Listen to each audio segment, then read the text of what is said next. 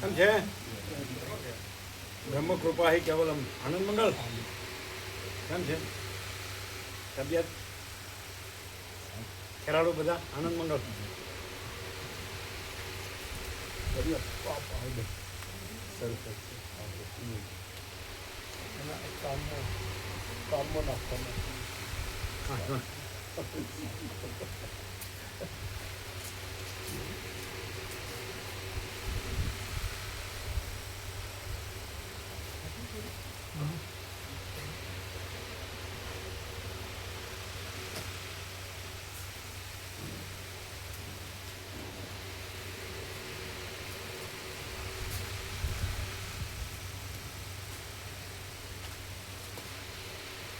આ બે છે ને માં અન્નપૂર્ણા ટેબલ ઉપર મૂકી દઉં. માં અન્નપૂર્ણા ટેબલ ઉપર ખબર છે ને?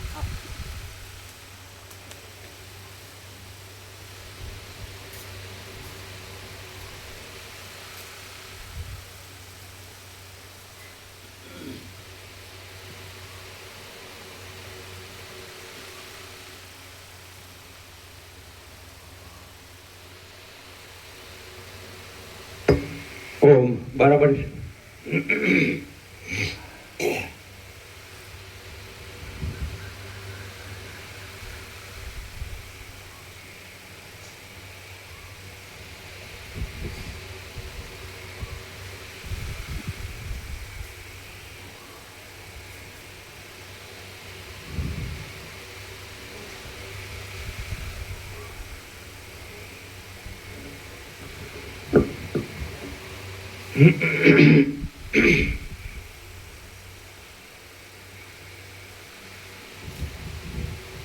પરમ ચિદાકાશ, પરમ જ્યોતિ, અખંડ જ્યોતિ, મહાચિદાકાશ, સ્વયં પ્રકાશ, સંપૂર્ણ પ્રકાશ, પૂર્ણ બ્રહ્મ, અનંત તેજઘન, અનંત ચેતઘન, પરમાકાશ, કેવલ, અનંત, શુદ્ધ, તેજઘન, परमाकाश, अखिल आत्मा, पूर्ण ब्रह्म, परमात्मा, परम चिदाकाश, परम ज्योति, अखंड ज्योति, अनंत, पूर्ण, परम चिदाकाश, परम शांति, स्वयं सिद्ध, स्वयं प्रकाश, स्वयं पूर्ण, स्वस्वरूप, यही सब कुछ है, इसके सिवा कुछ नहीं है। शून्यवास, अनंत कोटि, महाकल्पो है ही नहीं। महाचिदाकाश, स्वयं प्रकाश, संपूर्ण प्रकाश, महाचिदाकाश ज्योति, अनंत, अखंड, अभेद, महाचिदाकाश ज्योति, महातत्व, महासामान्य, महाचिदाकाश, स्वसंवेद्य, सहज निर्विकल्प, महाचिदाकाश, परम कैवल्य, परम शांति, परम चिदाकाश, अनंत, पूर्ण, निरपेक्ष सत, अनंत, संपूर्ण, अपरिघी, निर्भ्रांत, निरपेक्ष। वशिष्ठराम स्थिति प्रकरण राउंड 39मो राउंड।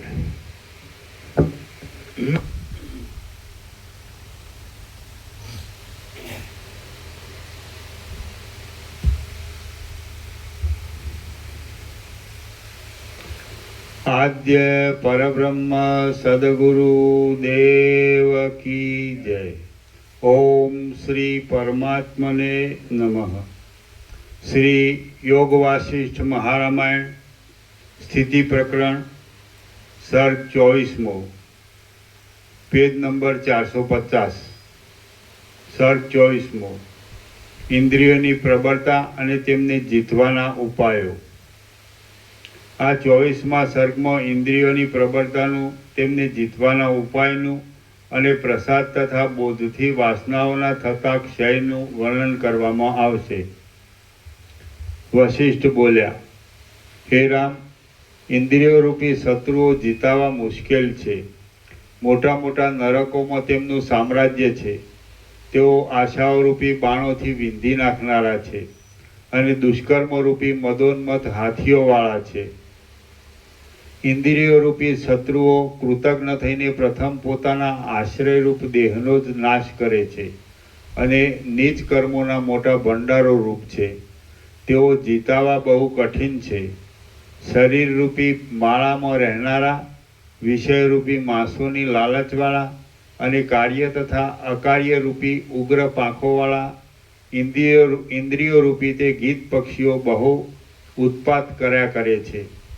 એ ઇન્દ્રિયો રૂપી નીચ ગીધોને જે પુરુષ વિવેકરૂપી ઝાડથી પકડી લે છે તેના શાંતિ આદિ અંગોને તે પક્ષીઓ ફાડી શકતા નથી.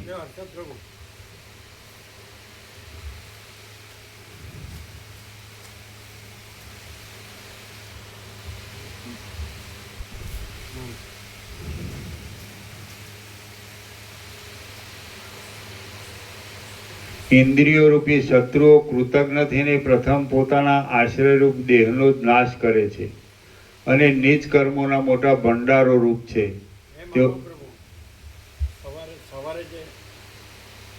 જે પ્રકાશ સવારે થયો એ આનંદ પ્રભુને ખ્યાલ આવ્યો નહીં, વાત નહીં થઈ. સવારે તમે હતા ને તો આનંદ પ્રભુને બધા હતા ને, કાકા પ્રભુ બધા હતા, જેને તેમને સવારના જે ઉઘાડ થયો ખ્યાલ આવ્યો કે અમે આભાસ નથી, ખોટો હું નથી, સાચો હું છે. એકદમ ક્લિયર પ્રકાશ નહોતો થયો કે એને ન સમજાણું, નહીં બોલ્યા કશું, તો પછી એને સ્વીકાર ન હોય એવું કે હું જે સમજું છું એ બરાબર છે, એવું એવું એવું છે. સવારે એકદમ ક્લિયર હતું.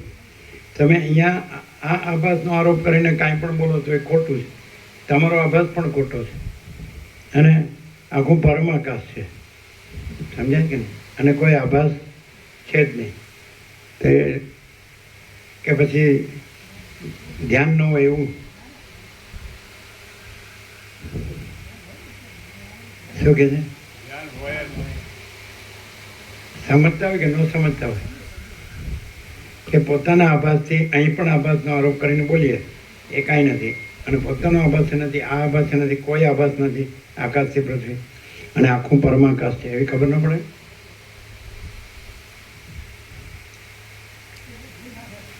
હે શું? એ તો તમે કહો છો. તો શું કે છે?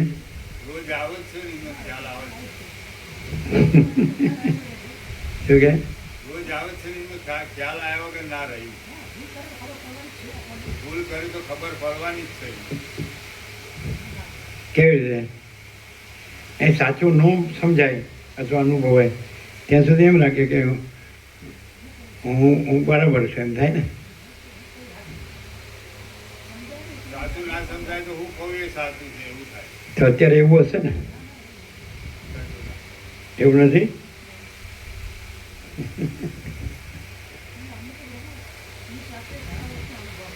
શું? એમની સાથે ઘણા વર્ષનો અનુભવ છે. કેવો?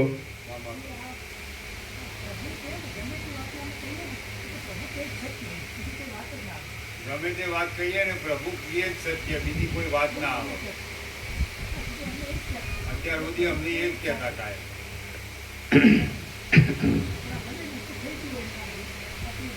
નિશ્ચિત થઈ જાય ગમે પણ અંદર તો ભાવ પાકો નહીં. પણ જે અનંત છે એમાં મિસ્ટેક ક્યાં આવી?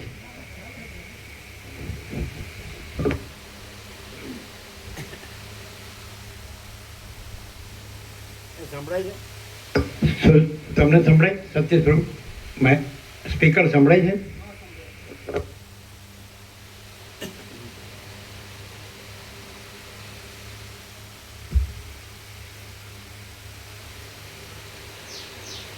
શરીરરૂપી માળામાં રહેનારા વિષયરૂપી માસોની લાલચવાળા અને કાર્ય તથા અકાર્યરૂપી ઉગ્ર પાંખોવાળા ઇન્દ્રિયોરૂપી તે ગીધ પક્ષીઓ બહુ ઉત્પાત કર્યા કરે છે.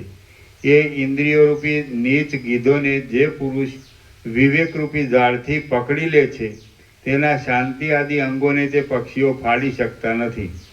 જેમ પકડનારા પારધીઓએ નાખેલા પાશો હાથીઓના જથ્થાને બાંધી શકતા નથી, તેમ ઇન્દ્રિયોએ નાખેલા લાલચોરૂપ પાશો વિવેકીને બાંધી શકતા નથી.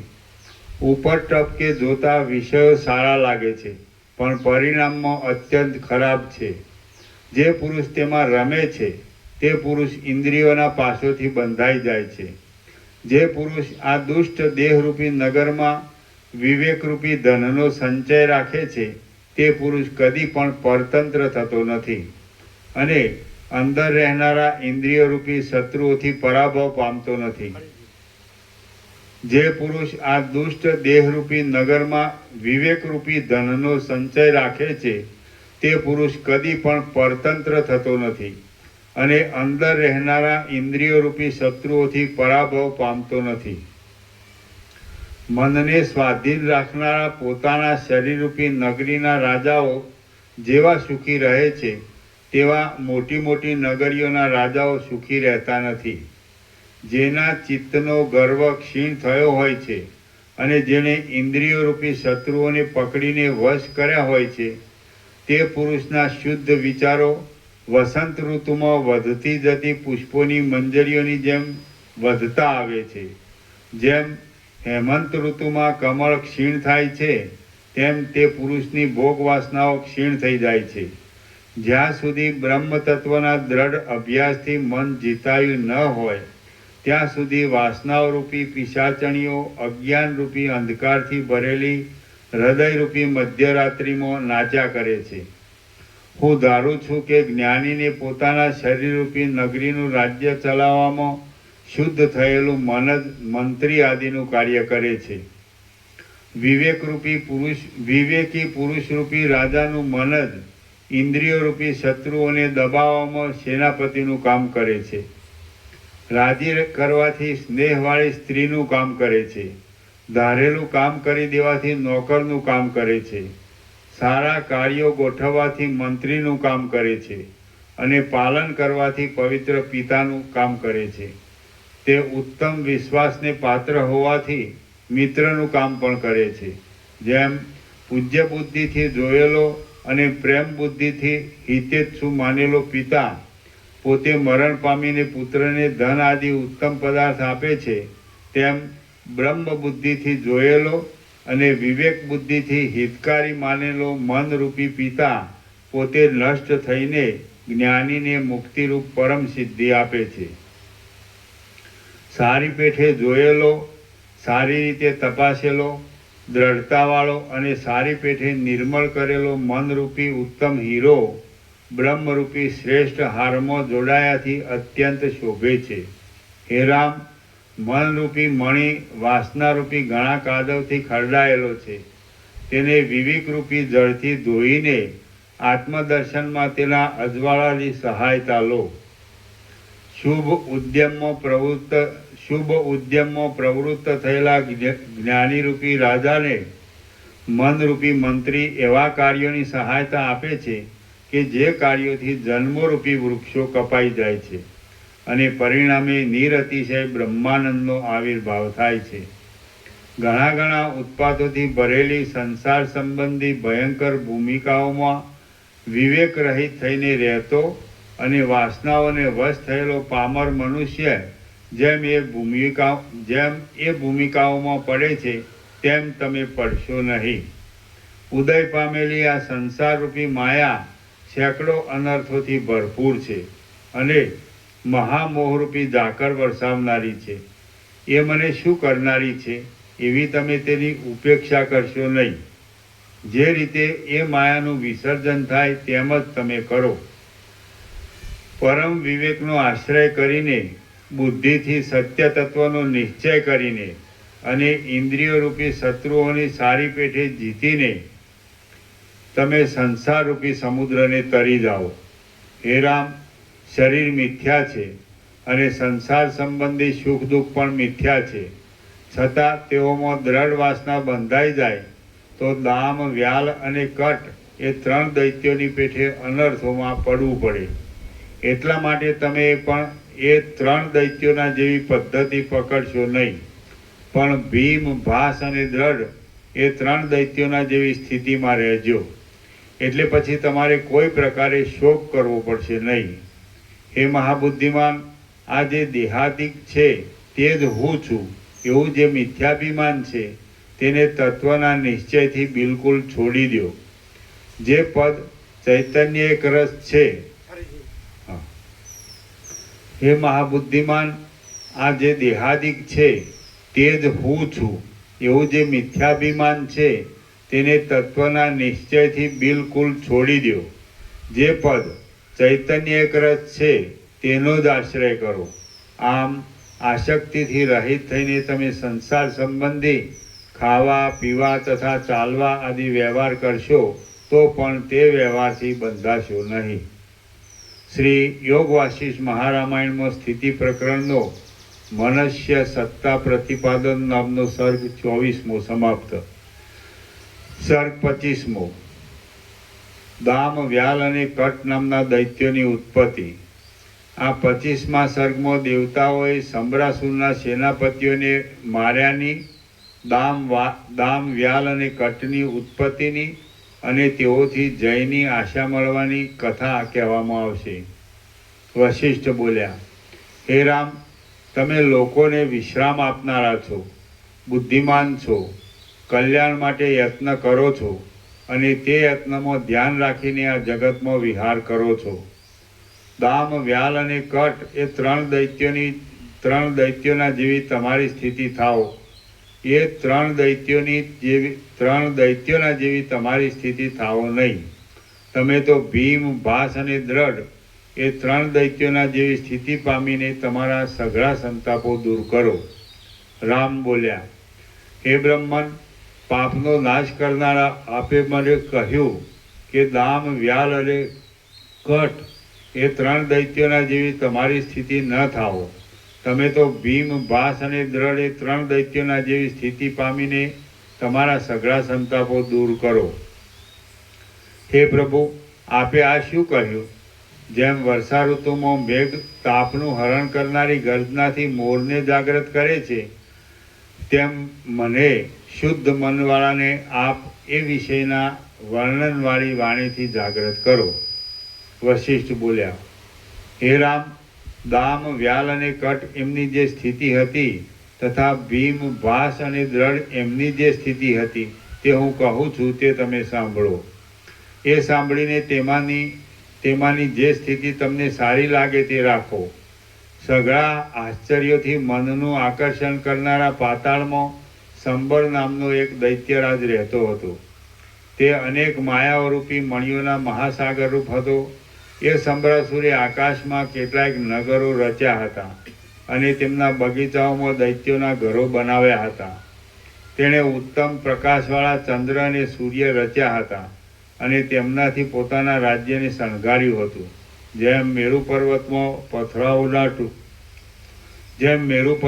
પથરાઓના ટુકડાઓને બદલે માણિક્ય આદિ મણિઓ હાથમાં આવે છે, તેમ તેના રાજ્યમાં પણ પથરાઓના ટુકડાઓને બદલે માણિક્ય આદિ મણિઓ હાથમાં આવતા હતા. એ સંબરાસુરે વૈભવોની અનેક સામગ્રીઓ આપીને દાનવોને પરિપૂર્ણ કરી દીધા હતા. એના ઘરોમાં રત્નો જેવી સ્ત્રીઓ જે ગાયનો કરતી હતી તે ગાયનોએ દેવાંગનાઓના ગાયનોને પણ જીતી લીધા હતા. એને ક્રીડા કરવાના બગીચાઓના વૃક્ષો ચંદ્રની કળાઓથી ભરપૂર રહેતા હતા. એને રમણ કરવાના સ્થાનકો પ્રફુલ્લિત નીલકમળોના સમૂહોથી દબદબા ભરેલા રહેતા હતા. એના બગીચાઓમાં હીરાના જેવા વર્ણવાળા હંસ પક્ષીઓ શબ્દો વડે પોતાની સ્થિતિ કરવાના સોનેરી રંગના કમળો ઉપર સારસ પક્ષીઓને બોલાવતા હતા. એ સંબરાસુરે સોનાના વૃક્ષોની શાખાના અગ્રો ઉપર કમળોની કળીઓ બનાવી હતી. એના રાજ્યના કલ્પવૃક્ષોના પુષ્પોનો સમૂહ કરંજના ત્રોફાઓની પેઠે પડતો હતો. ત્રાકથી જેમ દોરાને વીંટી લેવામાં આવે છે તેમ તેણે પોતાની શક્તિથી દેવતાઓની સેનાને વીંટી લેનારા અનંત દૈત્યો મોકલીને ઇન્દ્રને જીતી લીધો હતો. તેણે અગ્નિની જ્વાળાઓને હિમના જેવી શીતળ કરી હતી અને તેઓથી બગીચાઓનો મંડપ બનાવ્યો હતો. તેના રાજ્યમાં સઘળો સ્થળોમાં શોભી રહેલી ફૂલવાડીઓએ આનંદ આપનારા સ્વર્ગલોકના નંદનવનને જીતી લીધું હતું. તેણે પોતાની માયાના પ્રભાવથી સર્પો સહિત સઘળા મલયાચલના ચંદન વૃક્ષો હરી લીધા હતા. એના અંતઃપુરની સ્ત્રીઓએ સોનાની શોભાને અને આખા જગતની શોભાને પણ જીતી લીધી હતી. એના ઘરના આંગણામાં અનેક પ્રકારના પુષ્પોનો સમૂહ ગોઠણ સુધી ભર્યો રહેતો હતો. તેણે ક્રીડાસારું માટીનું શિવલિંગ બનાવીને વિષ્ણુને જીતી લીધા હતા. એનું નગરરૂપી આકાશ પતંગિયાઓની પેઠે નિરંતર ઉડતા રત્નોના સમૂહરૂપી તારાઓથી વ્યાપ્ત રહેતું હતું. આખા પાતાળમાં મધ્યરાત્રિના સમયે આકાશમાં સેંકડો ચંદ્રબિંબો પ્રકાશતા હતા. એણે રણમાં મેળવેલા મહાન યશનું એને બનાવેલા પૂતળાઓ ગાયન કરતા હતા. એણે માયાથી બનાવેલા ઐરાવત હાથીને જોઈને દેવોનો સાચો ઐરાવત હાથી નાસી જતો હતો. એણે પોતાના અંતઃપુરમાં ત્રૈલોક્યની લક્ષ્મીનો ઉત્કર્ષ ભરી દીધો હતો. તે સઘળા પ્રકારની સંપત્તિઓથી સુંદર હતો. સર્વે પ્રકારના ઐશ્વર્યોને લીધે સર્વે લોકો એને પ્રણામ કરતા હતા. અનુશાસન ઉગ્ર હતું અને સર્વ દૈત્ય સામંતો તેની આગળ શિર નમાવતા હતા. સર્વ પ્રકારની બુદ્ધિના ચમત્કારોમાં રહેલા વિચારોરૂપી રત્નોના સમૂહોથી તે શોભતો હતો અને એના મોટા ભુજારૂપી વનની છાયામાં દૈત્યોના મંડળો વિશ્રાંતિ લેતા હતા. એ સંબરાસુર દેવોને ઉખેડી નાખતો હતો. તેની આકૃતિ કઠિન, ભયંકર અને ઊંચી હતી. એની પાસે દેવતાઓનો નાશ કરનારું ભારે મોટું સૈન્ય હતું. માયાના બળવાળો એ સંબરાસુર સૂઈ રહેતો હતો ત્યારે તેને પરદેશમાં ગયેલા જેવું ગણીને લાભ મળવાથી દેવો તરત તેના સૈન્યને મારી નાખતા હતા. આ પ્રમાણે થતું જોઈને સંબરાસુરે રક્ષણને માટે પોતાની સેનાઓમાં મુંડી, ક્રોધ અને દ્રુમ આદિ સામંતોને સેનાપતિ કરીને રાખ્યા. આકાશમાં ફરતા શકરા બાજ જેમ ચકલાઓને વ્યાકુળ કરીને મારી નાખે તેમ આકાશમાં ફરનારા દેવો લાગ જોઈને એ સેનાપતિઓને વ્યાકુળ કરી દઈને મારી નાખવા લાગ્યા. જેમ સમુદ્ર પ્રબળ શબ્દ કરનારા બીજા ચપળ તરંગો ઉત્પન્ન કરે છે તેમ સેનાપતિઓને મરણ પામેલા જોઈને દૈત્યોમાં ઉત્તમ એવા સંબરાસુરે પ્રબળ ગર્જના કરનારા અને ચપળતાવાળા બીજા સેનાપતિઓને ઉત્પન્ન કર્યા. એ સેનાપતિઓને પણ દેવતાઓએ તરત મારી નાખ્યા. એટલે ક્રોધથી વ્યાપ્ત થયેલો સંબરાસુર દેવતાઓનો નાશ કરવા માટે સ્વર્ગલોકમાં ગયો. જેમ પાર્વતીના સિંહથી ભય પામીને મૃગો વનોમાં છુપાઈ જાય તેમ એ સંબરાસુરની માયાથી ભય પામીને દેવતાઓ મેરુ પર્વતના વનોની ઝાડીઓમાં છુપાઈ ગયા. સંબરાસુર જ્યાં સ્વર્ગલોકને જુએ છે ત્યાં તેમાં ક્ષુદ્ર દેવો ચીસો પાડ્યા કરતા હતા અને અપ્સરાઓના મોઢા આંસુઓથી ભીંજાઈ રહ્યા હતા. કલ્પાંતકાળમાં ક્ષીણ થયેલા જગત જેવો શૂન્ય પ્રકાર ત્યાં સ્વર્ગમાં તેના જોવામાં આવ્યો. પછી કોપ પામેલો સંબરાસુર સ્વર્ગલોકમાં સારી પેઠે ફર્યો. તેને જે કંઈ સારી રીતે લૂંટ મળી તે લઈ લીધી અને પછી સ્વર્ગલોકને બાળી દઈને તે પાછો પોતાના નગરમાં આવ્યો. આ પ્રમાણે દૈત્યોને અને દેવતાઓને અત્યંત દ્રઢ દ્વેષ ઉત્પન્ન થયો. એટલે દેવતાઓ સ્વર્ગને છોડી દઈને દિશાઓમાં સંતાઈ ગયા. પછી સંબરાસુરે જેને સેનાપતિ નિમવા માંડ્યા તે બધાને ઉદ્યમમાં તત્પર થયેલા દેવતાઓ યત્ન કરીને મારી નાખવા લાગ્યા. આમ થવાથી સંબરાસુર ઉદ્વેગ પામ્યો અને અત્યંત કોપ પામ્યો. પછી તે નિશ્વાસ મૂકીને ખડના અગ્નિની પેઠે અત્યંત પ્રજ્વલિત થયો. હવે તેણે ભારે પ્રયત્નથી આખા ત્રૈલોક્યમાં દેવતાઓની શોધ કરી, પણ જેમ પાપીને પૃથ્વીમાં રહેલો ભંડાર હાથ આવતો નથી તેમ તેને દેવતાઓ કોઈ સ્થળે હાથ આવ્યા નહીં. આમ થતાં સંબરાસુરે પોતાના સૈન્યની રક્ષા માટે પોતાની માયાના પ્રભાવથી મોટા બળવાળા, સજ્જનતાવાળા અને જાણે દેહધારી કાળ જ હોય એવા 3 ભયંકર દૈત્યોને ઉત્પન્ન કર્યા. ત્યાં માયાથી બનેલા ભયંકર, મોટી માયાવાળા અને સૈન્યને ચલાવનારા એ 3 દૈત્યો પાંખોના સપાટાવાળા પર્વતોની જેમ ઉછળવા લાગ્યા. એકનું નામ દામ, બીજાનું નામ વ્યાલ અને ત્રીજાનું નામ કટ રાખવામાં આવ્યું. તેઓ ઇન્દ્રજાળ સંબંધી પુરુષોની પેઠે સ્વતંત્ર જીવ નહીં હોવાથી માત્ર જે કામ પ્રાપ્ત થાય તે કામને જ કરનારા હતા. તેઓ કેવળ ચેતનાવાળા જ હતા, પણ વાસનાઓના પ્રાબલ્યવાળા નહોતા. એમના ધર્મ કે અધર્મરૂપ કર્મો નહોતા, તેથી તેઓ જૂના જીવ નહોતા અને તેમનામાં વાસનાઓનું પ્રાબલ્ય પણ નહોતું. આમ થવાથી તેઓ ભય, શંકા તથા પલાયન આદિ વિકલ્પોથી રહિત હતા અને તેમના શરીરોમાં ચૈતન્યની સમીપતાને લીધે કેવળ ચલનરૂપ ક્રિયા હતી. અનંત વાસનાઓવાળા સંબરાસુર નામના જૂના જીવના અંતર્યામીરૂપ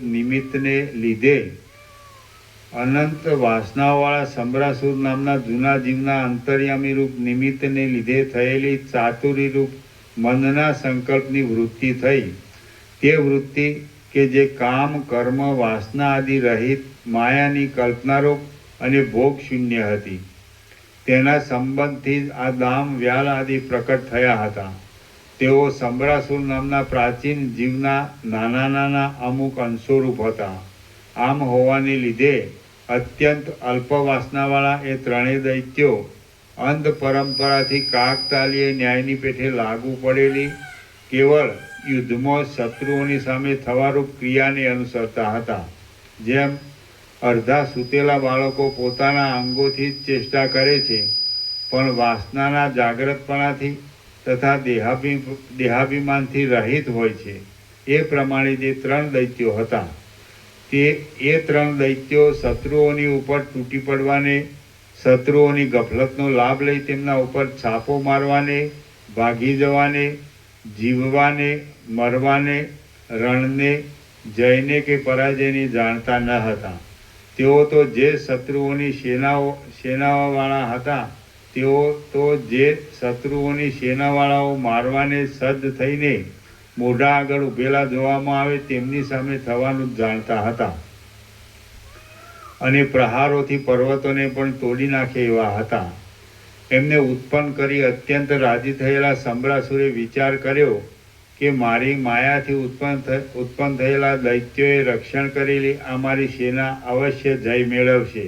જેમ ઐરાવત હાથીના દંતશૂળના પ્રહારો વાગવા છતાં પણ મેરુ પર્વતની સુવર્ણમય શિલા અત્યંત સ્થિર રહે છે, તેમ અત્યંત બળવાળા આ 3 દૈત્યોના ભૂતદંડોથી પાલન પામેલી મારી આ સેના દેવતાઓના ભારે પ્રહારો પડવા છતાં પણ અત્યંત સ્થિર રહેશે.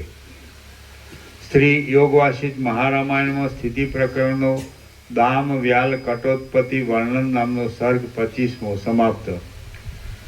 સર્ગ 26મો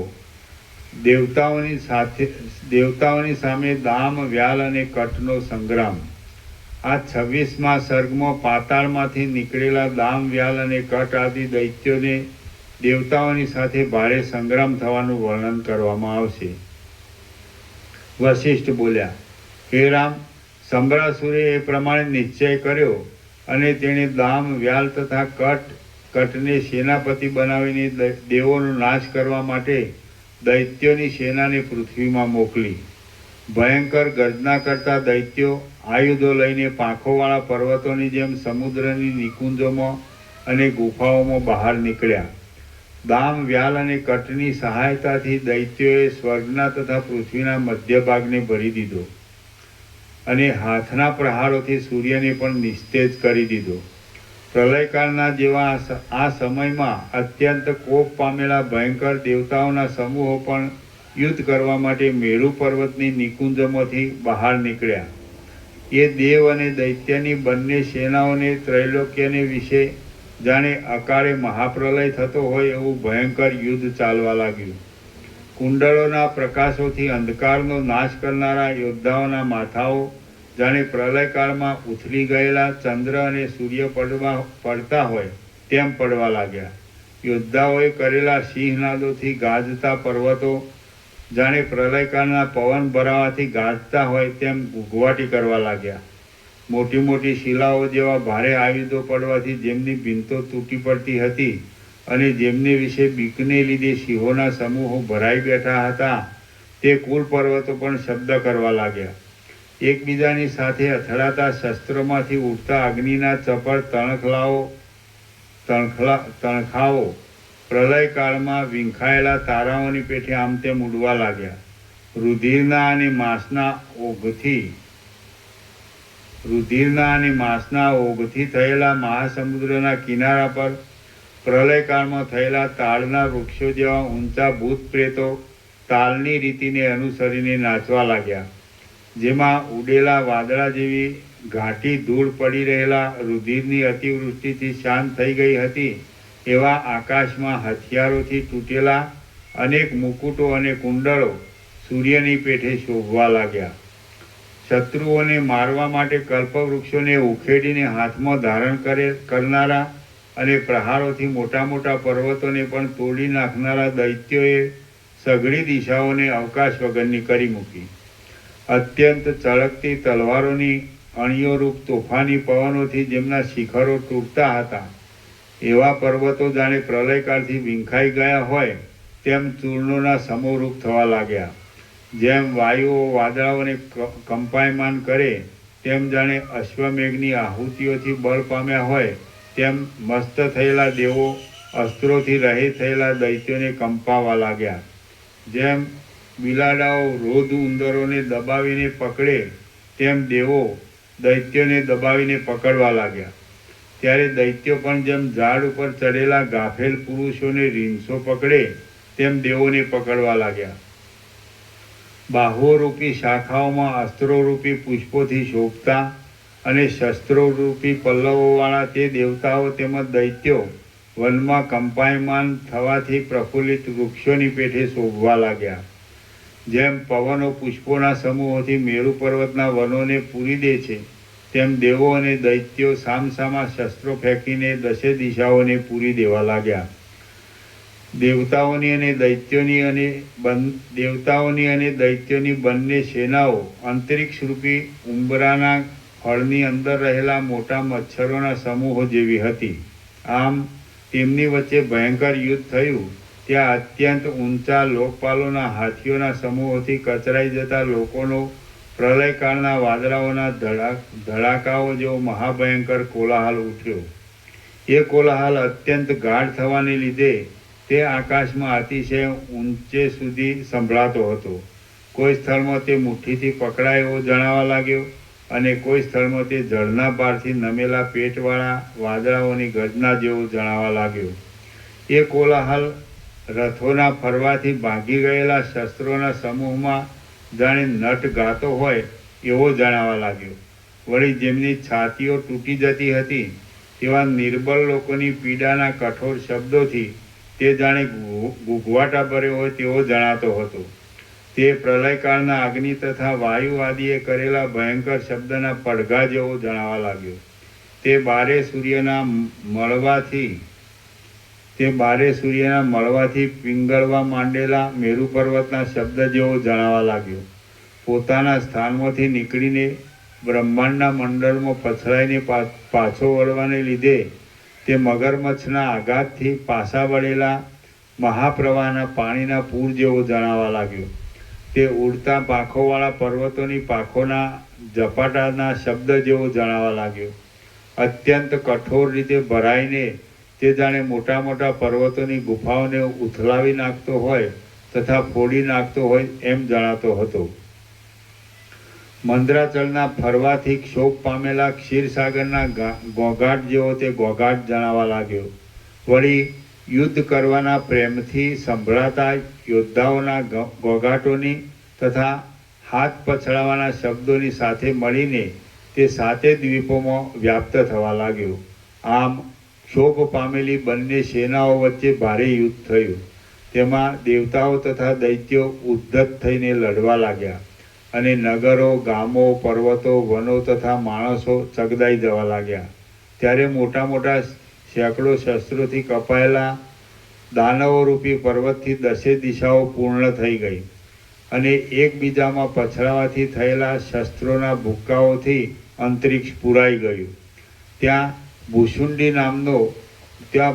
નામનો અસ્ત્રોના સપાટાથી મેરુ પર્વતના સેંકડો શિખરો ફાટવા લાગ્યા અને બાણોરૂપી પવનોથી દૈત્યોના તથા દેવતાઓના મોઢારૂપી કમળો કપાઈ જવા લાગ્યા. ત્યારે લોહીરૂપી જળની સેંકડો ચકરીઓમાં દેવતાઓ તથા દૈત્યોરૂપી મુકાયેલા ખડો ઘૂમવા લાગ્યા અને સેનાઓના પ્રહારોરૂપી કલ્લોલો આકાશને ઘેરી વળવા લાગ્યા. ત્યાં શસ્ત્રોરૂપી તોફાની પવનોથી વિમાનોના સમૂહો ટુકડા થઈને પડવા લાગ્યા અને વરુણાસ્ત્ર આદિ શસ્ત્રોથી ઉત્પન્ન થયેલા સમુદ્રના જળના પ્રવાહોથી સ્વર્ગ આદિ નગરો ડૂબી જવા લાગ્યા. ત્યાં મોટા અસ્ત્રો પડવાથી ચાલેલી લોહીની નદીઓમાં તલવારો, ત્રિશૂળો તથા સાંગો તણાવા લાગ્યા. તેમજ પર્વતોના પડખાઓ તૂટવાના ભયંકર શબ્દોથી બ્રહ્માંડનો મંડપ ધ્રુજવા લાગ્યો. ત્યારે દૈત્યોની પાનીઓના પ્રહારોથી લોકપાલોની નગરીઓ પડી જવા લાગી અને ઘરોમાં વિધવા થયેલી સ્ત્રીઓના રોવાના કોલાહલોની સાથે તેમના કંકણો ભાંગવાના શબ્દો થવા લાગ્યા. તે અસ્ત્રોના સમૂહો પૃથ્વી પર કાળા જળના સમૂહો જેવા દેખાવા લાગ્યા અને તેમાં દૈત્યો લોટી રહ્યા હતા. ત્યાં લોહીના પ્રવાહમાં તણાતા લોકોની ચીસો સાંભળીને બીજા લોકો પણ ભયથી નાસવા લાગ્યા. ત્યાં લોકપાલોના સેનાપતિઓના પ્રાણ લેવા માટે યમરાજ પુષ્પોમાં ભ્રમર ફરે તે રીતે ગુપ્ત રીતે ફરવા લાગ્યા અને દૈત્યોના સેનાપતિઓના પ્રાણ લેવા માટે યમરાજ પ્રત્યક્ષ રીતે ફરવા લાગ્યા. ત્યારે પ્રહારના ભયથી નાસેલા કેટલાયક દેવતાઓ તથા દૈત્યો પાછા વળીને સૈન્યોની વ્યાકુળતાને જોતા હતા. ત્યાં જાણે પાંખોવાળા પર્વતો હોય એવા દૈત્યોની આવજાથી ઘણા ભયંકર શબ્દો તથા શિવ શબ્દો થવા લાગ્યા. સઘળી પૃથ્વી, સમુદ્રો તથા પર્વતો આયુધોથી ભેદાયેલા ઉગ્ર દૈત્યરૂપી પર્વતોમાંથી ઝરતા લોહીના પ્રવાહોથી રાતા થઈ ગયા. દેશો, નગરો, ગામો, વનો તથા ગુફા વગેરે સ્થળો ઉજ્જડ થઈ ગયા અને દૈત્યો, હાથીઓ, ઘોડાઓ તથા માણસોના અસંખ્ય શબ્દોના પુંજો પહાડ જેવા દેખાવા લાગ્યા. શરીરમાં ખૂંચી ગયેલા ઊંચા બાણોની પંક્તિઓથી હાથીઓ શોભવા લાગ્યા અને દૈત્યોની મુઠ્ઠીઓના પ્રહારોથી મદોન્મત ઐરાવત હાથીની પીઠ ચગદાઈ ગઈ. ત્યાં પ્રલયકાળના વાદળાઓના જળની વૃષ્ટિની જેમ શસ્ત્રોની અવિચ્છિન્ન વૃષ્ટિ થઈ રહી અને તેથી પર્વતો દળાઈ જવા લાગ્યા. ત્યાં મોટા મોટા વજ્રપાતોથી ભીંસાઈને કુલ પર્વતો ઉડવા લાગ્યા. ત્યારે દેવતાઓ પ્રબળ અગ્નિને પ્રકટ કરીને તેની જ્વાળાઓના સમૂહોથી દૈત્યોને બાળવા લાગ્યા. ત્યારે તેની જ્વાળાઓના સમૂહથી દૈત્યોને બાળવા લાગ્યા હતા અને દૈત્યો એક અંજલિથી સમુદ્રને લાવીને તે અગ્નિને ઠારતા હતા. હવે પ્રચંડ દૈત્યોએ મોટી તૈયારીથી બરફની શિલાઓ નાખવા માંડી. એટલે તેઓ વનના સમૂહોને સળગાવીને તે અગ્નિની જ્વાળાઓથી બરફની શિલાઓને પીગળાવવા લાગ્યા. પછી દેવતાઓએ અસ્ત્રોના બળથી પ્રલયકાળના અંધારા જેવું અપાર અંધારું ઉત્પન્ન કર્યું. એટલે દૈત્યોએ માયાના પ્રભાવથી અનેક સૂર્યોના પ્રકાશો ઉત્પન્ન કરીને એક ગાઢ અંધકારનો નાશ કર્યો. દેવતાઓએ વાદળા ઉત્પન્ન કરીને જળની વૃષ્ટિ કરવા માંડી. ત્યાં દૈત્યોએ માયાના અગ્નિનો વરસાદ વરસાવીને જળની વૃષ્ટિને બંધ પાડી દીધી. પછી દૈત્યોએ પર્વતોની ભારે વૃષ્ટિ કરવા માંડી. ત્યાં દેવતાઓએ વજ્ર નામના અસ્ત્રો વરસાવીને પર્વતોને તોડી નાખ્યા અને દૈત્યોને નિદ્રા આવી જાય એવા અસ્ત્રોનો પ્રયોગ કર્યો. એટલે દૈત્યો એ નિદ્રાનો નાશ કરનારા પ્રબોધાસ્ત્રનો પ્રયોગ કર્યો. દૈત્યોએ વારુણાસ્ત્રથી ભારે વૃષ્ટિ કરવા માંડી. એટલે દેવતાઓએ વૃષ્ટિનો પ્રતિબંધ કરનારા અસ્ત્રનો ઉપયોગ કર્યો. દેવતાઓએ વૃક્ષો ઉત્પન્ન થાય એવા અસ્ત્રનો ઉપયોગ કર્યો. એટલે દૈત્યોએ પર્વતો ઉત્પન્ન થાય એવા અસ્ત્રનો ઉપયોગ કર્યો.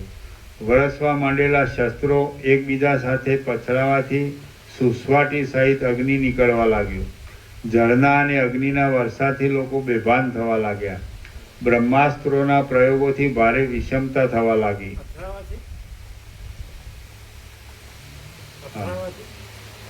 બ્રહ્માસ્ત્રોના પ્રયોગોથી ભારે વરસવા માંડેલા શસ્ત્રો એકબીજા સાથે પછડાવાથી અમે ઊંઘે તો તમે જાગતા રહેજો.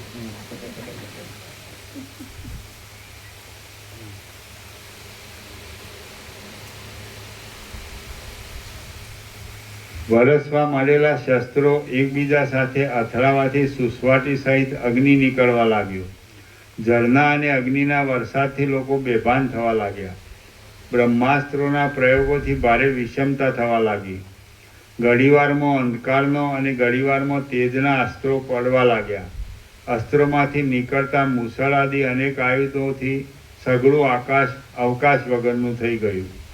શિલાઓને વરસાવનારા અસ્ત્રથી યોદ્ધાઓ ચગદાઈ જવા લાગ્યા અને અગ્નિને વરસાવનારા અસ્ત્રથી અજવાળું થવા લાગ્યું. પતાકાઓથી ચંદ્રનો સ્પર્શ કરનારા અને પૈડાઓના ચૂંચવાટ રૂપી ગર્જનાવાળા રથો થોડી થોડી વારમાં ઉદયાચલનું અને અસ્તાચલનું ઉલ્લંઘન કરવા લાગ્યા. દેવતાઓએ કરેલા વજ્રોના પ્રહારોથી મોટા મોટા દૈત્યો નિરંતર મરવા લાગ્યા અને શુક્રાચાર્ય સંજીવની નામની મહાવિદ્યાનો ઉપયોગ કરીને તે દૈત્યોને જીવતા કરવા માંડ્યા. કેટલાયક દેવતાઓના સમૂહો નાસવા લાગ્યા અને કેટલાયક દેવતાઓ જય મેળવીને ફૂલાવા લાગ્યા. ત્યાં કલ્યાણની સૂચના આપનારા શુભ ગ્રહો ઉગવા માંડ્યા હતા. તેમજ ઉત્પાતરૂપ ધૂમકેતુઓ પણ ચારે બાજુ દેખાવા લાગ્યા હતા. આથી લોકો પોતાની ડોકો ઊંચી કરીને તેમને જોતા હતા. યોદ્ધાઓના પરસ્પરના કટ્ટર વેરને લીધે પર્વતો, આકાશ, પૃથ્વી તથા સમુદ્રો સાથેનું સઘળું જગત લોહીના સમુદ્ર જેવું તેમજ પ્રફુલ્લિત થયેલા ખાખરાના વન જેવું જણાવા લાગ્યું હતું. ત્યાં પહાડ જેવા અસંખ્ય મુર્દાઓથી મહાસમુદ્રો પૂરાઈ જવા લાગ્યા હતા. ત્યાં સઘળા વૃક્ષોની શાખાઓના અગ્રોમાં લાંબા લાંબા મુર્દાઓ લટકવા લાગ્યા. દીપતા પોતાના વેગથી અત્યંત ચંચળતાવાળા પીંછડાઓ રૂપી પુષ્પોવાળા લોઢાના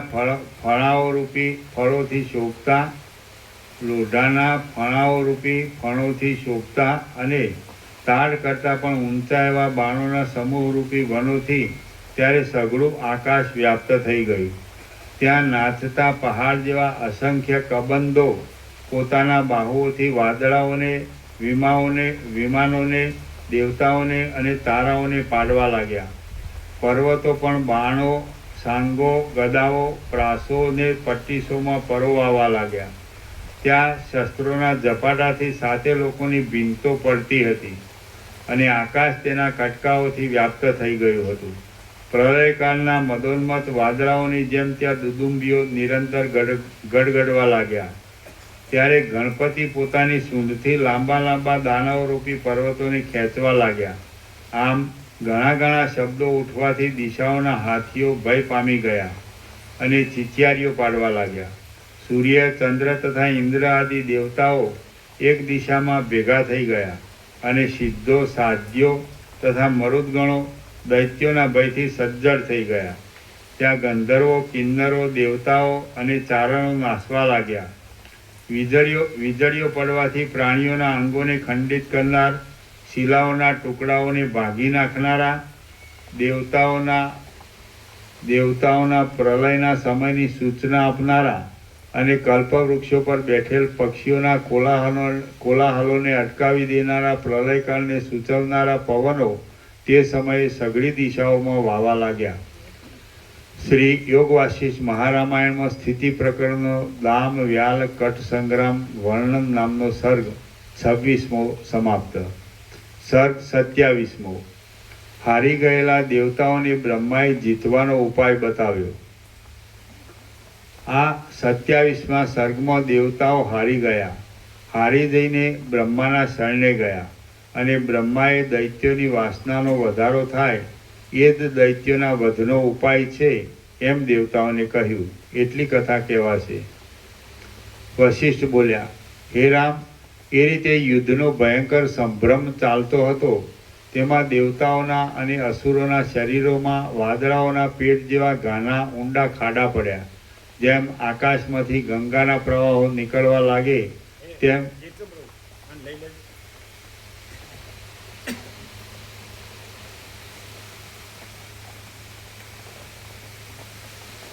જવા દે.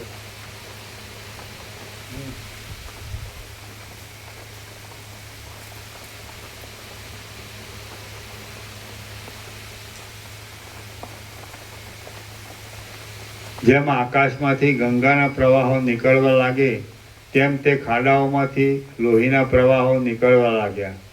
ત્યાં દામ નામનો સેનાપતિ દેવતાઓના સમૂહને વીંટી લઈને મેઘની ગર્જના જેવો સિંહનાદ કરવા લાગ્યો.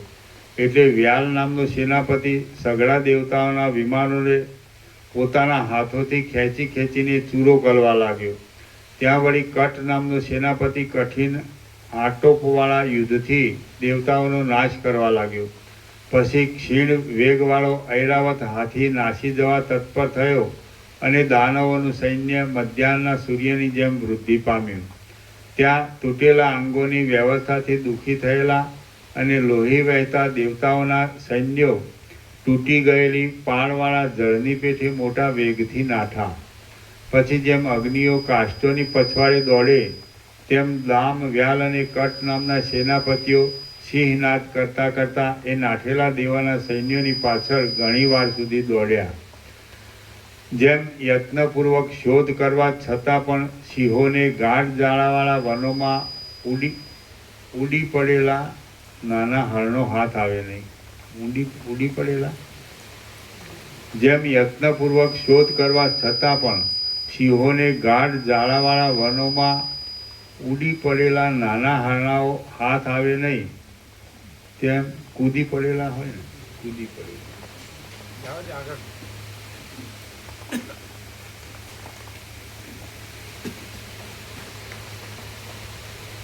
જેમ યત્નપૂર્વક શોધ કરવા છતાં પણ સિંહોને ગાઢ જાળાવાળા વનોમાં કૂદી પડેલા નાના હરણો હાથ આવે નહીં, તેમ યત્નપૂર્વક શોધ કરવા છતાં પણ તે દૈત્યોને નાસી ગયેલા દેવો હાથ આવ્યા નહીં.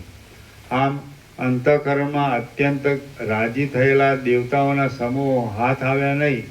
એટલે દામ વ્યાલ અને કટ નામના સેનાપતિઓ પાતાળમાં રહેલા પોતાના સ્વામી સંબરાસુરની પાસે સૈન્યો સહિત ગયા. પછી હારી ગયેલા અને ખેદ પામેલા દેવોએ થોડી વાર સુધી વિશ્રાંતિ લીધી અને પછી તેઓ જયનો ઉપાય પૂછવા માટે અપાર શક્તિવાળા બ્રહ્માની પાસે ગયા. જેમ સાયંકાળથી રાતા થયેલા પાણીવાળા સમુદ્રોની પાસે ચંદ્ર પ્રકટ થાય છે, તેમ લોહીથી રાતા થયેલા મુખોવાળા તે દેવતાઓની પાસે બ્રહ્મા પ્રકટ થયા. દેવતાઓએ તેમને પ્રણામ કર્યા અને તેમને સંબરાસુરે ઉત્પન્ન કરેલા અનર્થરૂપ દામ વ્યાલ તથા કટની પૂરી વાત કહી સંભળાવી.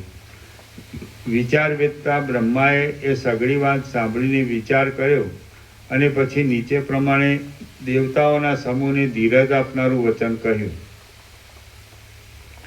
બ્રહ્મા બોલ્યા, યુદ્ધમાં સર્વોપરીપણું ધરાવનારા વિષ્ણુના હાથથી 1,00,000 વર્ષ પછી સંબરાસુરને મરવાનું છે.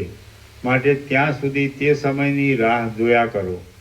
હે ઉત્તમ દેવતાઓ, હમણાં તો એ દામ વ્યાલ અને કટ નામના દૈત્યોની સાથે માયાનું યુદ્ધ કર્યા કરો અને યુદ્ધ કરી કરીને નાસી જતા જાઓ. જેમ અરીસાના ઉદરમાં બાહ્ય પદાર્થો પ્રતિબિંબિત થાય છે, તેમ યુદ્ધના અભ્યાસને લીધે તેઓના અંતઃકરણમાં અહંકારનો ચમત્કાર પ્રતિબિંબિત થશે. પછી હે દેવો, જેમ ઝાડમાં આવેલા પક્ષીઓ સહજ વશ થાય છે, તેમ વાસનાની જાળમાં પડેલા એ દામ વ્યાલ અને કટ સહજ જીતાય એવા થઈ જશે. એ દેવો, હમણાં તો તેઓ અલ્પ વાસનાવાળા છે, સુખ દુઃખોથી રહિત છે અને તેઓ ધીરજ રાખીને શત્રુઓને મારે છે, માટે જીતાવા અશક્ય થઈ પડે છે.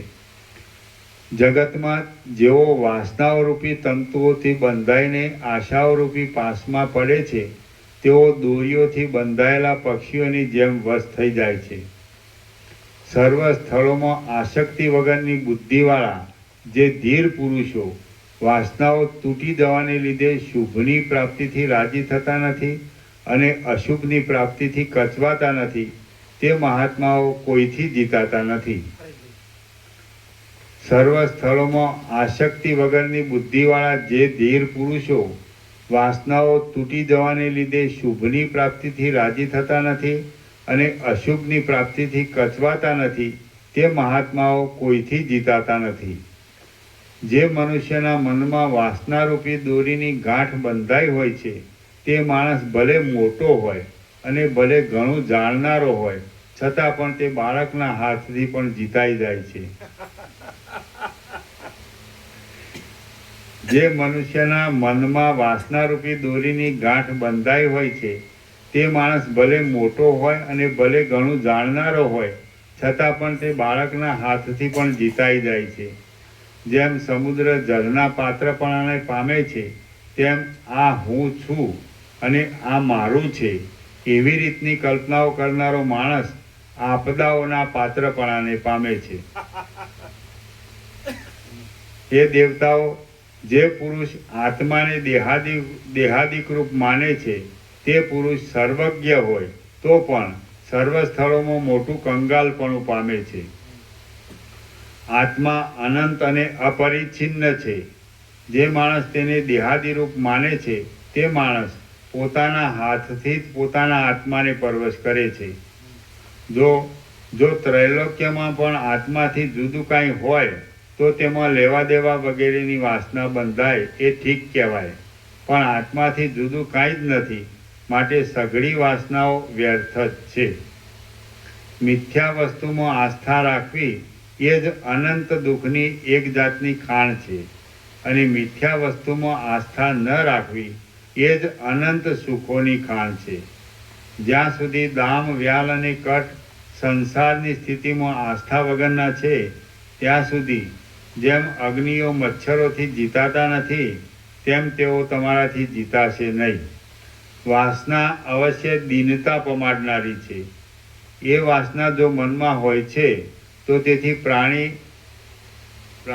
હારી જાય છે, પણ એ વાસના ન હોય તો મચ્છર પણ મેરુ પર્વત જેવો દ્રઢ રહે છે. જે પદાર્થની પ્રથમ વાસના થોડી હોય છે તે પદાર્થની વાસના પાછળથી પુષ્ટ થતી આવે છે. જે પદાર્થ વિદ્યમાન હોય તેના અવયવો વધે છે, પણ અવિદ્યમાન પદાર્થના અવયવો વધતા નથી. એ નિયમ પ્રમાણે વાસના જો થોડીક પણ હોય તો પાછળથી તેમાં વધારો થયા વગર રહેતો નથી. આથી હે ઇન્દ્ર, તમે એવું કરો કે જેથી એ દામ આદિ દૈત્યો અમે દેહાદિક છીએ અને જય પરાજય તથા જીવન આદિ અમારો છે એવી ભાવના કરે, તેમજ તેમની તે ભાવના દ્રઢ થાય. લોકોને જે વિપત્તિઓ આવે છે તથા જે સારી નરસી દશાઓ થાય છે તે સઘળી વિપત્તિઓ અને દશાઓ તૃષ્ણારૂપી કાકચના કડવા અને કૂણા ત્રોફાઓ જેવા ફળ છે. લોકો વાસનારૂપી તંતુઓથી બંધાઈને ગોથા ખાધા કરે છે. તેથી જો વાસના વધી હોય તો તે મહા દુઃખદાયી થાય છે અને જો તે કપાઈ જાય તો તે સુખદાયી થાય છે. જેમ મોટો અને પ્રબળ સિંહ પણ સાંકળથી બંધાય છે તેમ ધીર મહાપંડિત કુલીન અને મોટો પુરુષ પણ તૃષ્ણાથી બંધાય છે. દેહરૂપી ઝાડમાં હૃદયરૂપી માળાની અંદર રહેનારા જીવરૂપી પક્ષીઓ તૃષ્ણારૂપી ઝાડથી બંધાઈ જાય છે. જેમ બાળક દોરીથી પરવશ થયેલા અને બહુ જ હાંફતા પક્ષીને ખેંચે છે તેમ કાળ પણ વાસનાથી રાગ થયેલા લોકોને ખેંચે છે. હે ઇન્દ્ર, દામ કટ અને વ્યાલને જીતવા સારું આયુધો ગોઠવવાની કે યુદ્ધમાં ભ્રમણ કરવાની કશી જરૂર નથી. માત્ર યુક્તિ તથા યત્ન વાપરીને તેમનું અભિમાન વધે તેમ કરો. હે દેવરાજ, જ્યાં સુધી વાસના વધવાથી શત્રુઓનું ધૈર્ય ઓછું થવા ન લાગ્યું હોય ત્યાં સુધી તે શત્રુઓ ઉપર શસ્ત્રો, અસ્ત્રો કે નીતિશાસ્ત્રો એમાંનું કંઈ પણ જીત મેળવી શકતું નથી. એ દામ, વ્યાલ અને કટ નામના દૈત્યો યુદ્ધના અભ્યાસને લીધે મત થઈને અંધકારમય વાસનાઓનું ગ્રહણ કરશે, અંધકારમય વાસનાઓ ગ્રહણ કરશે. સંબરાસુરે બનાવેલા એ મહાઅજ્ઞાની પુરુષો જ્યારે વાસનાઓમાં બંધાશે ત્યારે સહેલાઈથી જીતાય એવા થઈ જશે. એટલા માટે હે દેવતાઓ, તેઓ જ્યાં સુધી અભ્યાસને લીધે દ્રઢ વાસનાઓવાળા થઈ જાય ત્યાં સુધી તમે યુક્તિપૂર્વક યુદ્ધ ઉઠાવીને તેમને તમારી સાથે લડાવ્યા કરો. જ્યારે તેઓ દ્રઢ વાસનાઓમાં બંધાશે ત્યારે તેઓ તમારે વશ થઈ જશે. જ્યાં સુધી અંતઃકરણો તૃષ્ણાથી પરોવાયેલો ન હોય ત્યાં સુધી કોઈ પણ લોકો નરમ થતા નથી. જેમ મહાચપળ તરંગોરૂપી કલ્લોલોનો સમૂહ સમુદ્રની અંદર જ રહેલો છે, તેમાં સઘળું સમ વિષમ જગત પોતાની વાસનાની અંદર જ રહેલું છે. એટલા માટે સંસારમાં વાસનાનું જ ઓસડ કરવું યોગ્ય છે. શ્રી યોગ વાસિષ્ઠ મહારામાયણમાં સ્થિતિ પ્રકરણનો પિતામહ વાક્ય નામનો સર્ગ 27મો સમાપ્ત. સર્ગ 28મો. 3 દૈત્યોની સાથે દેવતાઓએ પુનઃ દારૂણ યુદ્ધ શરૂ કર્યું.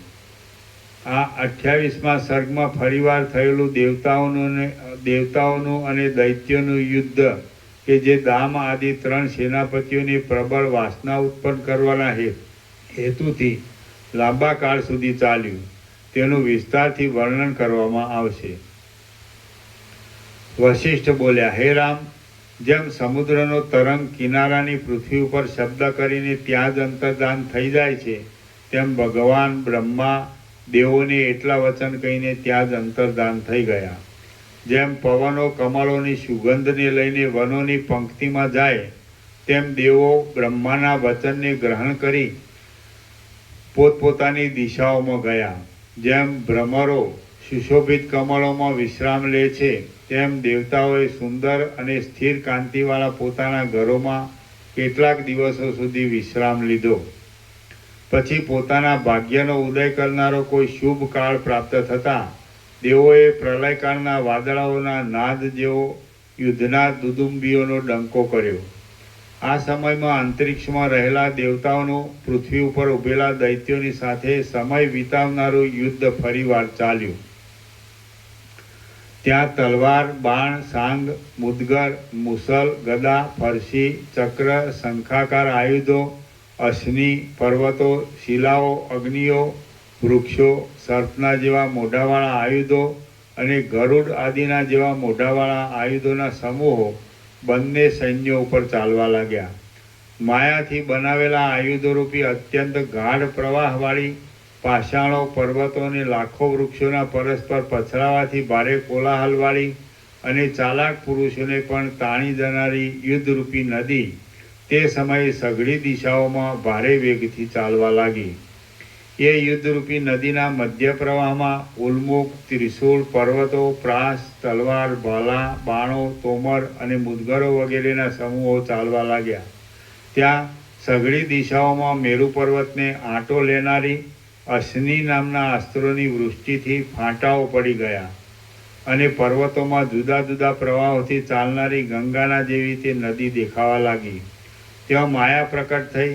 તે માયા પૃથ્વી આદિ 5 ભૂતોના ભયંકર આકારોવાળી હતી અને તેમાં દેવોને અસુરો પરસ્પર માર મારતા હતા અને માર ખાતા પણ હતા. તે જાણે વનોના સમૂહની જ બનેલી હતી. દેવતાઓ, દૈત્યો અને સિદ્ધ લોકોએ કરેલા ઉપાયોથી તે માયા શાંત થઈ જતી હતી. વળી પાછી તેવી જ માયા પ્રકટ થતી હતી અને તેવી જ પ્રકટ થયા છતાં પણ એની એ છે કે બીજી છે એ જાણવું કઠિન થઈ પડતું હતું. સઘળી દિશાઓમાં પહાડ જેવા મોટા આયુધોથી પર્વતો તૂટી પડવા લાગ્યા અને મહાસાગરો રુધિરના પ્રવાહોથી ભરપૂર થવા લાગ્યા. ત્યાં મોટા મોટા દેવતાઓના તથા દૈત્યોના શબોમાં ખૂંચેલા ભાલાઓ જાણે પર્વતોમાં ઉગેલા તાળીઓના વનો હોય એવા દેખાવા લાગ્યા. ત્યાં ઘસીને ઉજળા કરેલા કરવતના દાંતાઓ જેવી નખની અણીઓવાળી અને જીવનવાળી લોઢાના સિંહોની સૃષ્ટિ થવા લાગી. તે સિંહો પોતાના મોઢાઓમાંથી ભાલા, બાણો, સાંગો, ગદાઓ, તલવારો તથા ચક્રો કાઢતા હતા અને દેવોએ તથા દૈત્યોએ નાખેલા પર્વતોને ક્ષણ માત્રમાં નષ્ટ કરતા હતા. સૃષ્ટિ થવા લાગી કે વૃષ્ટિ થવા લાગી?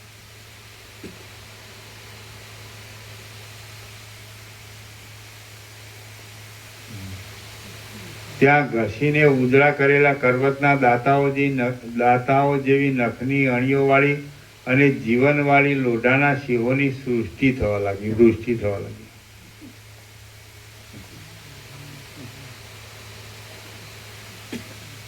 સિંહોની વૃષ્ટિ થવા લાગી. તે સિંહો પોતાના મોઢાઓમાંથી ભાલા, બાણો, સાંગો, ગદાઓ, તલવારો તથા ચક્રો કાઢતા હતા અને દેવોએ તથા દૈત્યોએ નાખેલા પર્વતોને ક્ષણ માત્રમાં નષ્ટ કરતા હતા. ત્યાં સર્પોની પંક્તિઓ ઉડી રહી હતી. સર્પોના નેત્રોમાંથી જાણે ઊંચી જ્વાળાઓવાળા અગ્નિઓ ઝરતા હતા. આથી જાણે તડકાઓથી દિશાઓનો દાહ બતાવનારા પ્રલયકાળના બારે સૂર્યો પ્રગટ્યા હોય તેમ તે જણાતા હતા. તે પંક્તિ સમુદ્રમાં ડૂબેલા, ઉડતા અને લાંબા એવા પર્વતોની પંક્તિ જેવી શોભવા લાગી. તેઓ ગર્જના કરતા વજ્રોરૂપી મગરોના સમૂહથી બહુ વિષમતાવાળી વિવિધ શસ્ત્રોના સમૂહરૂપી નદી ચાલવા લાગી. અંદર ક્ષોભ પામેલા સમુદ્રના તરંગોના મંડળો જેવા પહાડોને પણ ઘેરી લેનારા અને વારંવાર આવર્તન પામતા એ નદીના પ્રવાહોથી સઘળું જગત અત્યંત પીડાવા લાગ્યું. દેવો અને દૈત્યોના ફરવાના આંગણારૂપી અંતરિક્ષમાં મોટા મોટા સર્પો પર્વતોથી, અસ્ત્રોથી, શસ્ત્રોથી, માયાના ગરુડોથી તેમજ વૃક્ષોથી નાશભાગ કરતા હતા. તે અંતરિક્ષ ક્ષણ માત્રમાં સમુદ્રોથી, અગ્નિના પૂરોથી, સૂર્યોથી તથા ક્ષણમાં અંધકારોથી પૂર્ણ થવા લાગ્યું. એ અંતરિક્ષ માયિક ગરુડોના ગડગડાટોથી ભરાઈ ગયું હતું. તેવા ફેલાયેલા અસ્ત્રોમાંથી પહાડ જેવા અગ્નિઓ ઉડતા હતા. આથી જેવા સ્વર્ગનું અને પાતાળનું મધ્ય પ્રજ્વલિત થવા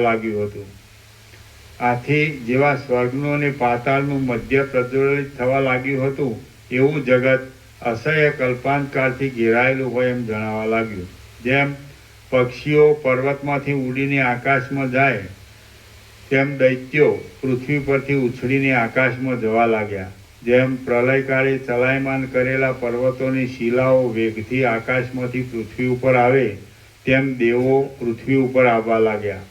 દેવો અને દૈત્યોને શરીરમાં ખૂંચેલા ઊંચા આયુધોરૂપી વૃક્ષોના વનમાં મોટા અગ્નિનો દાહ લાગ્યો હતો અને તેઓ આકાશમાં પ્રલયકાળના પવને ચલાયમાન કરેલા દાવાગ્નિવાળા પર્વતો હોય એવા દેખાવા લાગ્યા. દેવતાઓના અને દૈત્યોના શરીરોરૂપી મોટા પહાડોમાંથી લોહીના પ્રવાહો નીકળતા હતા અને ચારે બાજુ ફેલાતા હતા. આથી આકાશ જાણે રાતી ગંગાથી પૂર્ણ થયું હોય અથવા સંધ્યારૂપ નાયિકાના અંગમાં થયેલા નક્ષત્રોથી પૂર્ણ થયું હોય તેવું સર્વત્ર શોભવા લાગ્યું. યુદ્ધના નીતિમાર્ગમાં વિચક્ષણતા ધરાવનારા અને સઘળા મોટા પર્વતોના શિખરોને ભાગી નાખનારા દેવતાઓ અને દૈત્યો જાણે ઉત્સવના સમૂહમાં હાથીઓના કુંભસ્થળો ઉપર જુદા જુદા રંગ વરસાવતા હોય તેમ ચારે બાજુ એકબીજાઓની ઉપર પર્વતોની, જળોની, અનેક પ્રકારના ઉગ્ર આયુધોની અને અનેક પ્રકારના અશ્નિ નામના શસ્ત્રોની એક સામટી વૃષ્ટિઓ કરવા લાગ્યા. યુદ્ધના પ્રૌઢ આટોપને નહીં છોડતા વ્યાકુળ થયેલા દેવો તથા દૈત્યોના અંગો એકબીજાના શસ્ત્રોથી કપાઈ જતા હતા અને તેમના હસ્તોમાંથી શસ્ત્રો પડી જતા હતા. તેઓ વાદળા ઉપર ફરતા હતા. તેથી જાણે મોટા હાથીઓના બચ્ચાઓની પીઠો ઉપર ચડી બેઠા હોય તેમ તેઓ શોભવા લાગ્યા. કપાયેલા માથા, હસ્તો, ભુજાઓ તથા સાથળોના અત્યંત બીભત્સ સમૂહો ઉગ્ર વાદળાઓના સમૂહો જેવા લાગતા હતા. તેમજ આકાશમાં તથા દિશાઓમાં ઉડતા તીડો જેવા લાગતા હતા. તેઓથી જગતની અંદર સૂર્યમંડળ પર્યંત સર્વ દિશાઓ તથા પર્વતોના સમૂહો છવાઈ ગયા. ત્યાં નાદ કરતા યોદ્ધાઓએ બળપૂર્વક ફેંકવાને લીધે શસ્ત્રો વચમાં તૂટી જતા હતા અને પરસ્પરમાં અથડાવાથી ભાંગી જતા હતા. એ શસ્ત્રો તેમજ યુક્તિપૂર્વક ગોફણાદી યંત્રોથી ફેંકાયેલા પથરાઓના સમૂહો નીચે પડતા હતા. તેથી પૃથ્વી ફાટી જતી હતી અને તે જાણે ટુકડે ટુકડા થઈ જતી હોય એવી જણાતી હતી. ત્યાં વરસતા આયુધો, શિલાઓ, પર્વતો તથા વૃક્ષોના પરસ્પર ઘર્ષણને લીધે તેમજ યોદ્ધાઓના મેરુ પર્વત જેવા કઠિન શરીરો પરસ્પર ઘસાવાને લીધે ઉગ્ર શબ્દો ઉત્પન્ન થયા હતા અને તેથી અંતરિક્ષમાં તડાકા ધડાકા થયા હતા. આથી કલ્પનો અંત આવી લાગ્યો હોય એવી રણભૂમિ જણાતી હતી. એ બ્રહ્માંડમાં પ્રચંડ પવનને લીધે નીચે જળ તથા અગ્નિ ક્ષોભ પામ્યા હતા અને ઊંચે સૂર્ય ક્ષોભ પામ્યો હતો. એ બ્રહ્માંડ મહામાયાવી દેવતાઓથી અને દૈત્યોથી વ્યાપ્ત થયું હતું. લોકાલોક પર્વતના વિભાગોરૂપી તેની ભીંતો તથા ખૂણા તૂટી પડતા હતા. આથી તે કલ્પના અંત જેવું ભયંકર દેખાવા લાગ્યું.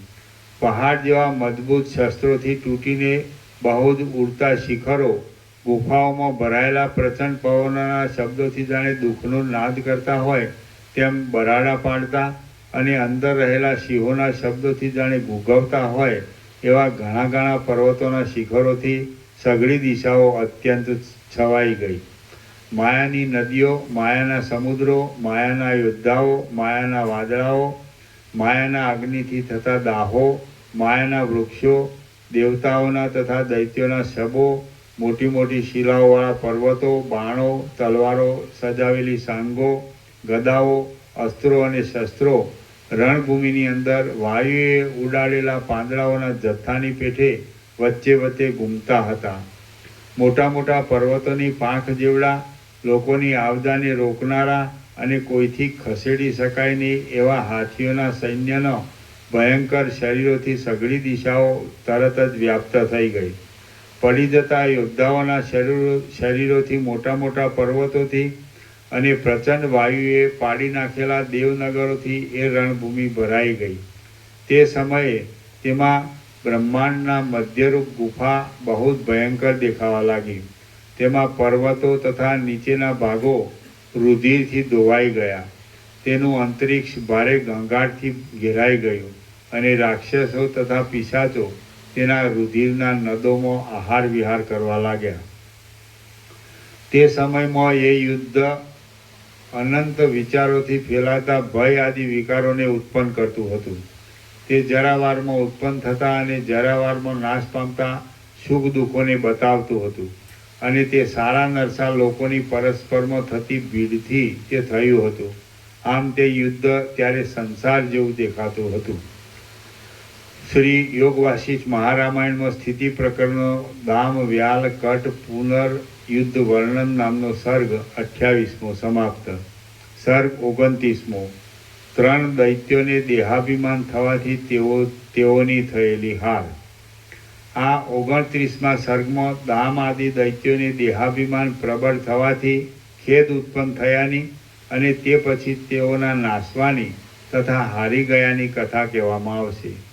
વશિષ્ઠ બોલ્યા, હે રામ, એ રીતે અસ્થિર આરંભોવાળા, શત્રુઓના પ્રાણોનું હરણ કરનારા અને અત્યંત વેગમાં આવેલા દૈત્યોએ સહસા મોટા સંગ્રામનો આરંભ કર્યો. એ સંગ્રામમાં દેવતાઓએ કેટલાયક દિવસો માયા કરીને કાઢ્યા, કેટલાયક દિવસો વચનના વિવાદો કરીને કાઢ્યા, કેટલાયક દિવસો સમાધાનની ગોઠવણથી કાઢ્યા, કેટલાયક દિવસો વિગ્રહની ગોઠવણ કરીને કાઢ્યા, કેટલાયક દિવસો નાસી જઈને કાઢ્યા, કેટલાયક દિવસો ધીરજથી કાઢ્યા અને કેટલાયક દિવસો ગુપ્ત રહીને પોતાના લોકોનું રક્ષણ કરવામાં કાઢ્યા. તેમણે કેટલાયક દિવસો કંગાલની પેઠે શરણાગત થવાથી પ્રાર્થના કરીને કાઢ્યા, કેટલાયક દિવસો અસ્ત્રોથી યુદ્ધ કરીને કાઢ્યા અને ઘણા દિવસો અંતર્ધાન થઈને કાઢ્યા. એ રીતે દેવતાઓએ પહેલો સંગ્રામ 30 વર્ષ સુધી ટકાવી રાખ્યો. તે પછીનો બીજો સંગ્રામ તેમણે 5 વર્ષ 8 મહિના અને 10 દિવસ સુધી ટકાવી રાખ્યો અને તે પછીનો ત્રીજો સંગ્રામ તેમણે 12 દિવસ સુધી ટકાવી રાખ્યો. એટલા કાળ સુધી વૃક્ષોના, અગ્નિઓના, શસ્ત્રોના, મોટા મોટા અશ્નિ નામના અસ્ત્રોના અને પર્વતોના વરસાદો એમને એમ થયા કર્યા.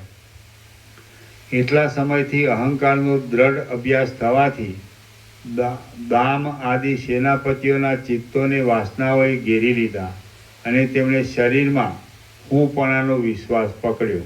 જેમ દર્પણના બીજા પદાર્થોની વધારે સમીપતાથી પ્રતિબિંબવાળું થાય છે, જેમ દર્પણ બીજા પદાર્થોની વધારે સમીપતાથી પ્રતિબિંબવાળું થાય છે, તેમ એ દૈત્યો યુદ્ધાદિકના અત્યંત અભ્યાસથી અહંકારવાળા થઈ ગયા. જેમ દૂર કાઢેલા પદાર્થનું દર્પણમાં પ્રતિબિંબ પડતું નથી, તેમ પદાર્થોનો અભ્યાસ છોડી દેવામાં આવે તો તે પદાર્થોની વાસના થતી નથી. જ્યારે એ દામ આદિ દૈત્યોને જેમ દૂર કાઢેલા પદાર્થનું દર્પણમાં પ્રતિબિંબ પડતું નથી, તેમ પદાર્થોનો અભ્યાસ છોડી દેવામાં આવે તો તે પદાર્થોની વાસના થતી નથી. જ્યારે એ દામ આદિ દૈત્યોને દેહમાં આત્મભાવની વાસના થઈ, ત્યારે એ દૈત્યો અમે જીવીએ તો ઠીક અને અમને ધન મળે તો ઠીક એવી આશાથી કંગાલપણું પામી ગયા. પ્રથમ તેમને સારા નરસા કર્મોમાં પ્રવૃત્તિની વાસનાએ પકડ્યા. પછી અમારો દેહ સર્વદા રોગરહિત અને ભોગમાં સમર્થ થાય તો ઠીક એવી વાસનાએ પકડ્યા. અને એમ કરતાં તેઓ આશારૂપી પાસથી બંધાઈને કંગાળ થઈ ગયા. જો કે એ દામ વ્યાલ અને કટ પ્રથમ શુદ્ધ અને અહંકાર વગરના હતા, તો પણ જેમ કોઈ રજ્જુમાં સર્પપણું કલ્પી લે તેમ તેમણે પાછળથી ધન આદિમાં મમત્વ કલ્પી લીધું. અમારા પગથી તે માથા સુધી સઘળા શરીરો સ્થિર કેમ થાય એવી રીતની તૃષ્ણાથી કંગાળ થયેલા એ લોકો દીનપણું પામ્યા. અમારો દેહ સ્થિર રહે તો ઠીક અને અમને સુખ માટે ધન મળે તો ઠીક એ રીતની વાસના બંધાતા તેમની ધીરજ જતી રહી.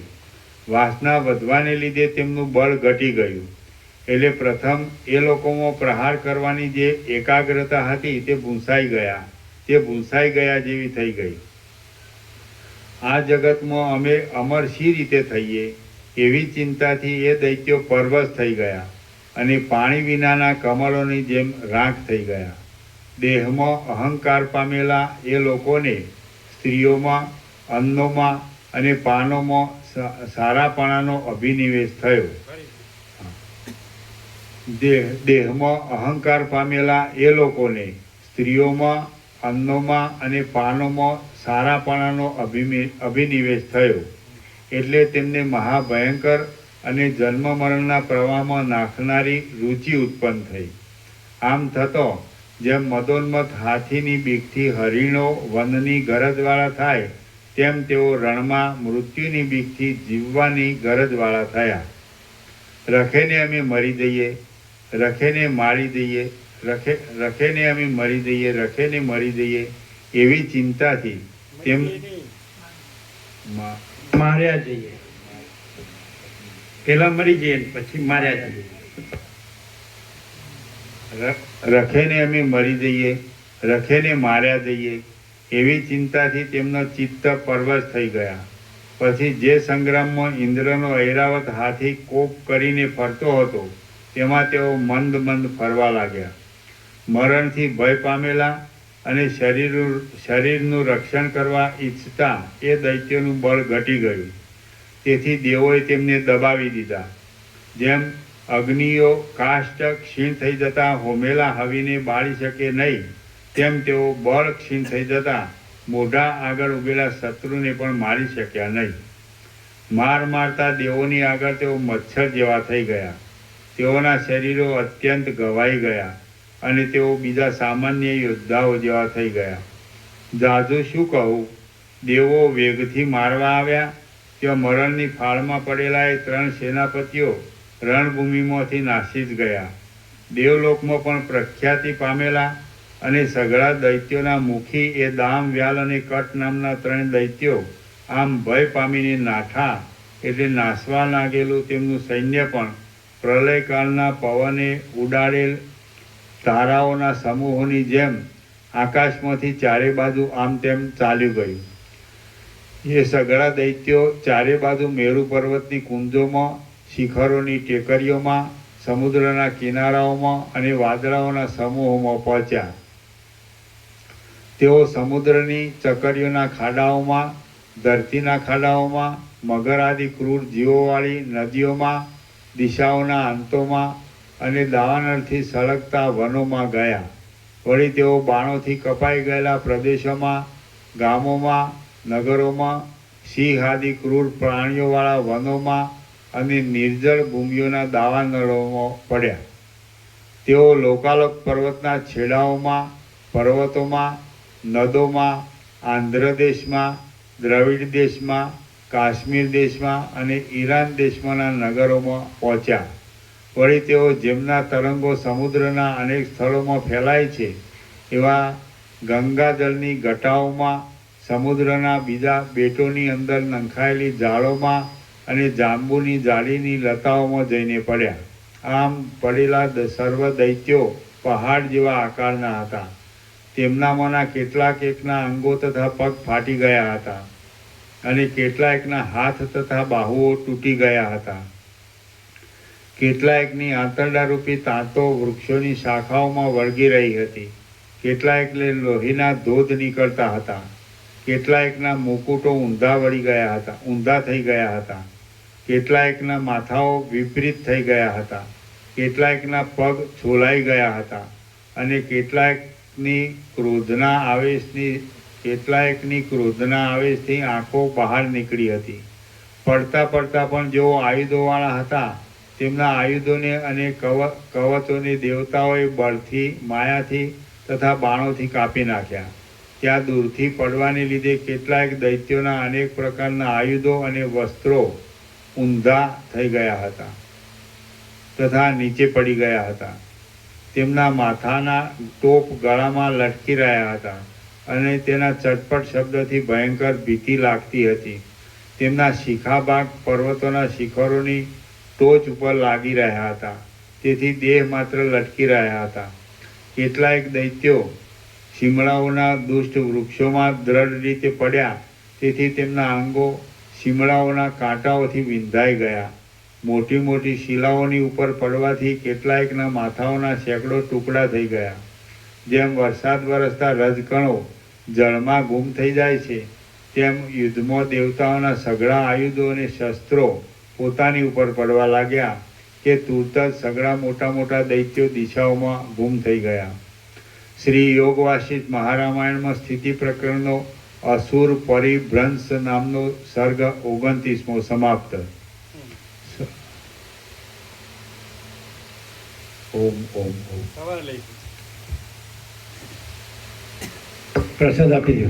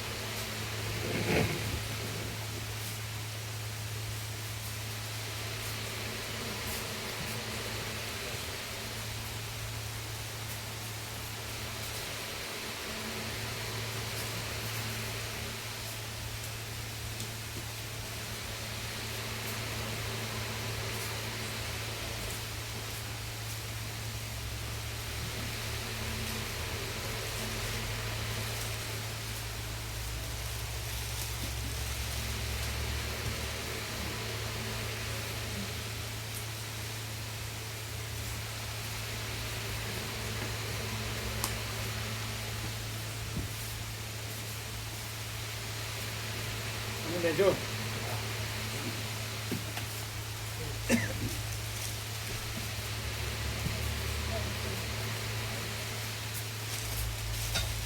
તમે તમે લેજો, રહેવા પ્રમાણે આપજો.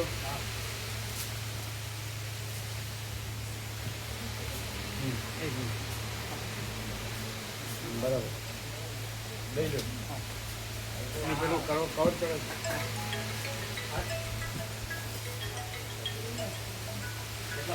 17.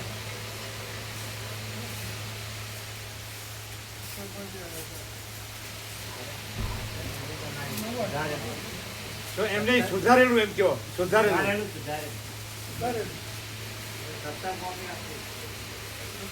એમ નહીં, બીજું બોલે છે. સુધારેલું છે ભાઈ. એમાં 17 શબ્દ ક્યાં આવ્યો? 17 કોપી આપો.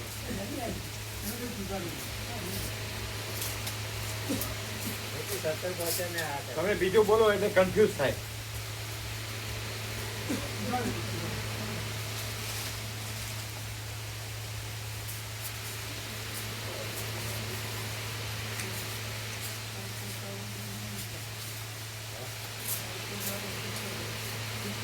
અરે રેવા પ્રભુને આપજો. તમે કેટલા લ્યો છો? 17 લ્યો.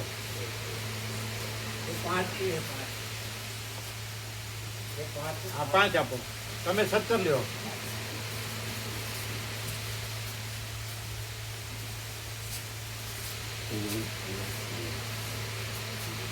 એ કેવું સુધારેલું છે?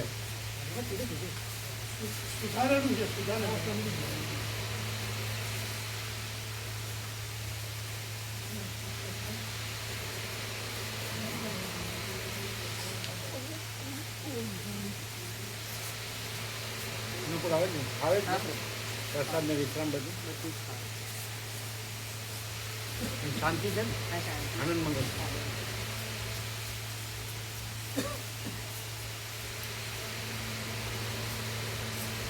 હા, સાંભળો.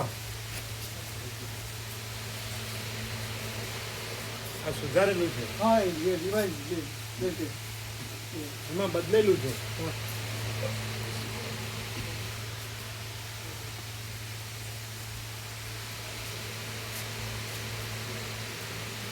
અમને આપ્યું? હા, 5 બીજા.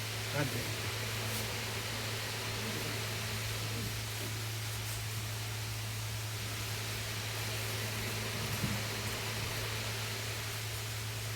તમે લીધા 17?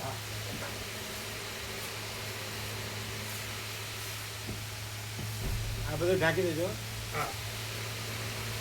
ખબર છે ને? બધું બંધ કરી દીધું. તમારે નીકળવું કેટલું હર્ષદ હતું?